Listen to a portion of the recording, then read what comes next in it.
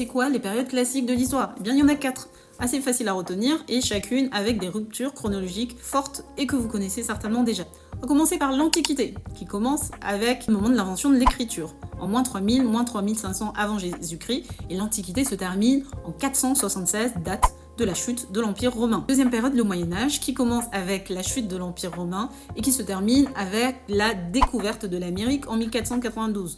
Fait intéressant, sur le Moyen-Âge, il y a beaucoup de débats chez les historiens. Certains considèrent que la véritable fin du Moyen-Âge c'est 1453, la prise de Constantinople avec le début de l'Empire ottoman et qui entraîne un bouleversement des rapports géopolitiques en Méditerranée. Et il y a des historiens, en particulier qui s'appelle Jacques Le Goff, qui lui considère que le Moyen-Âge va jusqu'en 1789 et que fondamentalement, entre le 15e siècle et le 17e siècle, la société européenne n'a pas trop changé et que pour lui, la découverte de l'Amérique, ça n'entraîne pas vraiment un véritable bouleversement dans la société et les fonctionnements politiques en Europe. On se perd un peu, mais troisième période classique, c'est ce qu'on appelle les temps modernes. Cette période, elle va de 1492 à la Révolution française. Et depuis la Révolution française, l'historiographie classique considère qu'on est dans ce qu'on appelle la période contemporaine, c'est-à-dire la période actuelle. Mais si je vous demande qu'est-ce que vous pensez de cette périodisation, de ces périodes telles que les historiens les ont désignées, beaucoup d'entre vous seront pas trop d'accord parce que certainement vous allez me dire mais finalement la période moderne elle est ancienne, on parle de 16e siècle, de 17e siècle.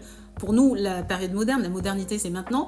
Et c'est ça qui est intéressant avec la périodisation, c'est que ça entraîne des débats. Ça entraîne des débats chez le grand public et ça entraîne aussi des débats chez les historiens et chez les professeurs d'histoire.